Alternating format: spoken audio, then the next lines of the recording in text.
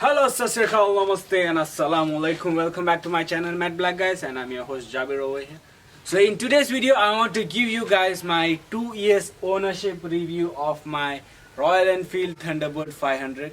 Last time when I wanted to buy this bike, I was looking for all these reviews on Facebook. So most of them were like just telling the technical specification of the bike, like how much liter of fuel tank you have, what is the bhp, 4-stroke engine, 499cc, all that technical stuff. All these stuff you can easily find on a Royal Enfield website, and you don't need a video to get all this information, like how much torque it produces, how much horsepower it gives. These kinds of video, it's very hard to decide whether you should go for this bike or you should not go for this bike, because they are just giving the technical specification. So I wanted to do something different, such as giving you pros and cons of this particular bike, like Royal Enfield Thunderbird 500, so that it's easier for all you new guys to decide whether you should buy this bike or upgrade your existing bike to a Thunderbird 500 or not. Like for example, I'll give you all the pros. If the thing you want in a particular bike falls in the pros section, you can proceed and buy this bike. If the thing you look for the most in a particular bike falls in the con section, then you can opt for a different bike which is better than this. So let's begin. So in this particular video, since the pros and con list will be pretty long and it will make the video longer, so in this video I'll just talk about the pros, and in the next video I'll talk about the cons. So let's begin. So let me just tell you what are the things that I love about this bike. First thing being the handlebar. This one is the extended handlebar, and if you sit on this bike, you can see that your hands are pretty relaxed, and the weight of the bike is not coming on your hand. In standard, Royal Enfield standard, it's a bit lower, and in classic it's even lower. Since it's a cruiser bike, it has an extended handlebar which will not put any weight on your hands, and it's ideal for cruising. And the next thing is obviously the handling of this bike. Even though it's a 200 kilogram bike, it glides in my hands. Next best thing about this bike is this fuel tank. This is a 20 liter fuel tank, so if you want to go a long distance, you fill this bad boy up, then you can go 400 to 500 kilometers without refueling, without any problem. After fuel tank comes the seat.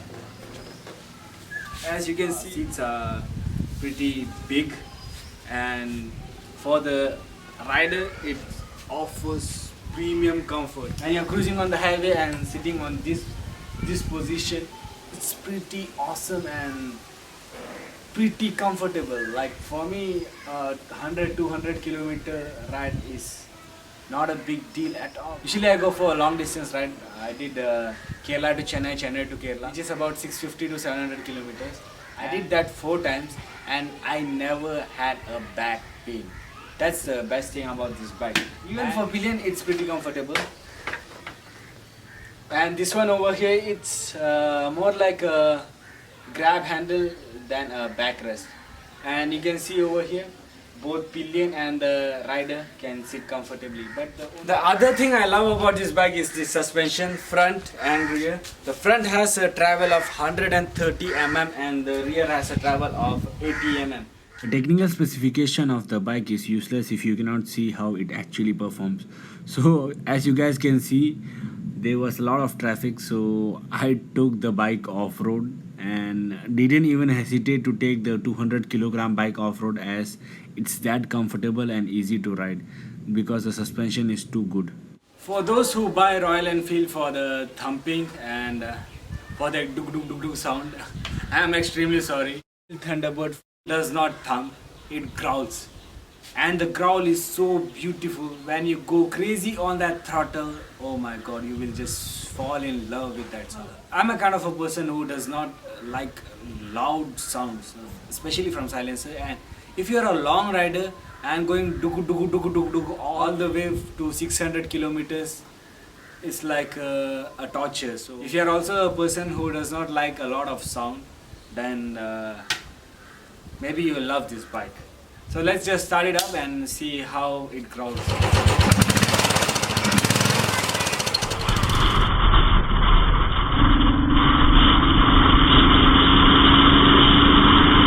Another thing that I love about this bike is the company horn. This one is a company horn, and I did not do any modification or any alteration because you don't require an additional horn because the company horn itself is so loud. And most of the time when I honk, even big vehicles give way. That's the most interesting part.